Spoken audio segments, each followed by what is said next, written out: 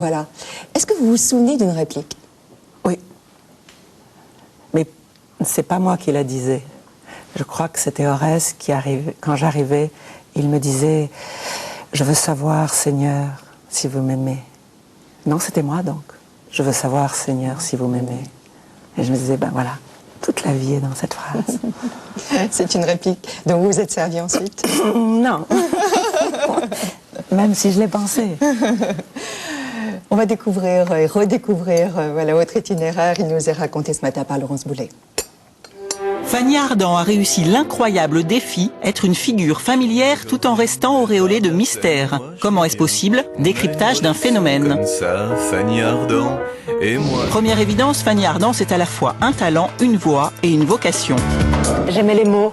Un amour des mots qu'elle a d'abord refoulé. Après une enfance à Monaco, elle rejoint Sciences Po. Sciences Po, c'était comme un accident. Elle change donc de voie et prend le chemin des planches, avant de se faire connaître du grand public grâce aux Dames de la Côte, une série télévisée de Nina Campanese. Deuxième explication, elle a su devenir l'égérie de Truffaut et former avec lui l'un des couples mythiques du 7e art. C'est lui qui lui offre ses premiers grands rôles. Avec La Femme d'à côté et Vivement dimanche, Fanny Ardant entre directement dans le panthéon du cinéma français. Troisième piste, Fanny Ardant nous fascine dans le cinéma d'auteur, mais elle aime aussi nous surprendre. Et c'est chose faite avec Pédale douce et son rôle de tenancière de boîte gay. Fanny Ardant nous prouve l'étendue de son talent et décroche enfin un César après plusieurs nominations. Merci pour tout. Elle nous enchante encore quand elle incarne la Calas au théâtre puis au cinéma, ou quand elle devient l'une des 8 femmes d'Ozon. Elle va là où l'emmènent ses envies, de la comédie au film historique. Enfin, dernière chose, Fanny Ardant est complexe, mais ça fait partie de son charme. Je suis quelqu'un d'assez pessimiste, Ouais.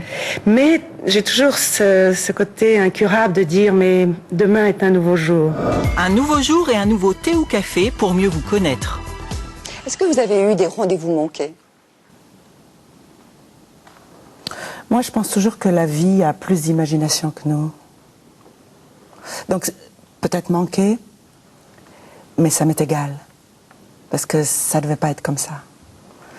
Alors, parce que quand on dit rendez-vous manqué, on peut penser au travail, on peut penser à l'amour.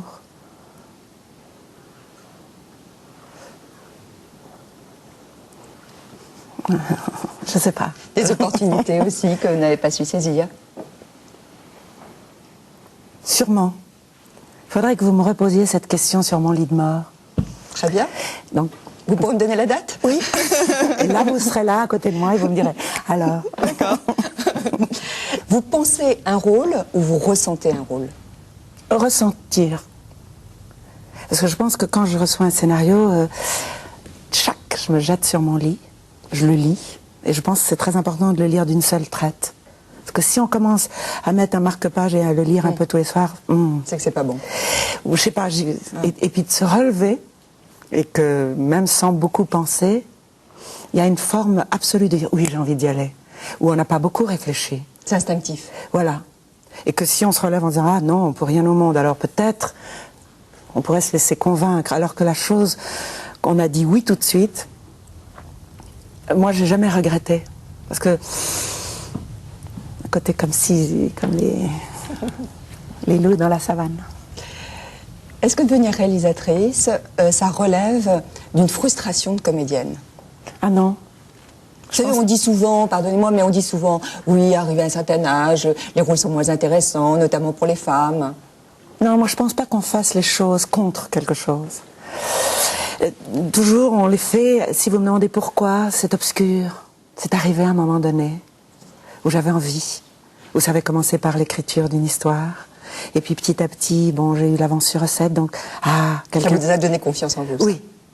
Et puis après un producteur, là ça devient concret, un producteur, parce qu'il va vous dire tel jour, tel temps, tel pays, tel acteur, et hop, la rotative est en marche.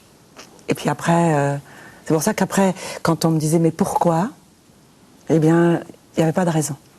Maintenant que vous connaissez les deux facettes, Oui.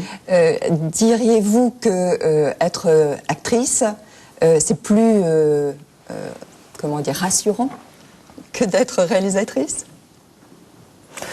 Bon, moi, ce que j'ai vérifié, c'est que le plaisir d'être actrice est intact. Parce que quand j'étais derrière la machine, j'avais très envie. d'être de l'autre côté. Mais pour tous les rôles, hein. Le grand-père, la grand-mère, le loup, le chien, la mouche. Jouer, exactement. Voilà. C'était plutôt dans cette frustration quand on disait silence, action. Alors là, on était comme dépossédés.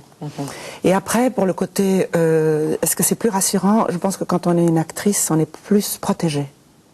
Parce que... On est pris en charge. Voilà. Et ça, j'ai appris. Mais en même temps, c'est quelque chose qui ne m'a pas déplu.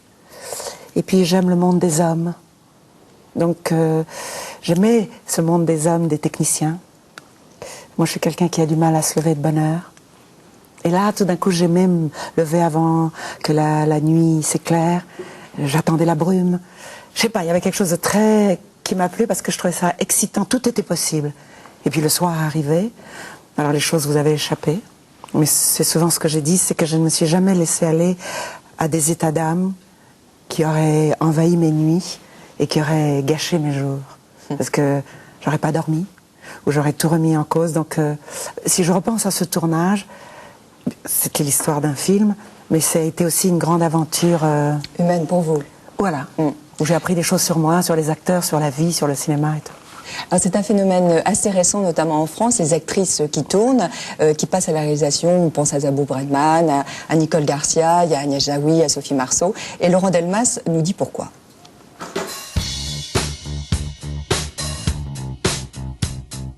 Il y a de plus en plus de réalisatrices. C'est une situation très française, à Hollywood on ne connaît pas, et dans les autres cinématographies européennes, très peu. Et en France, il y a un mouvement concomitant qui fait qu'il y a des réalisatrices et il y a des actrices qui deviennent réalisatrices. Alors, l'idée communément reçue, c'est que si une actrice réalise elle-même un film, c'est qu'elle n'a pas trouvé, dans les scénarios qu'elle a reçus, ce genre de rôle. C'est en partie vrai, puisqu'on voit bien que certaines actrices, comme Agnès Jaoui, s'écrit des rôles pour elle-même et les interprète ensuite sur grand écran. Ou par exemple Julie Delpy. Donc on a tendance à dire que c'est une idée reçue qui est exacte. Et en même temps, on voit bien qu'un certain nombre de réalisatrices femmes, à peu près le même nombre, écrivent des films, écrivent des rôles féminins, mais n'écrivent pas pour elles, c'est-à-dire ne se donnent pas de rôle dans les films. C'est le cas par exemple de Zabou Bretman ou de Nicole Garcia, autre grande figure maintenant tutélaire du cinéma des réalisatrices féminines. Fanny Ardant, elle, a fait le choix de se transférer sur une autre actrice qui est Ronnie Telkabetz, qui, soit dit en passant d'ailleurs, ça devient un jeu de miroir, Ronnie Telkabetz est elle-même actrice-réalisatrice. Donc maintenant, il y a des réalisatrices qui donnent des rôles à d'autres actrices-réalisatrices. Moi, ce qui me frappe aussi dans le film de Fanny Ardant, comme dans quasiment tous les films d'actrices, et les films d'acteurs, d'ailleurs, on va peut-être globaliser le propos, c'est à la fois une vraie jubilation et un art de diriger les acteurs. Donc là, il y a un mystère pas très mystérieux qui se passe, qui est simplement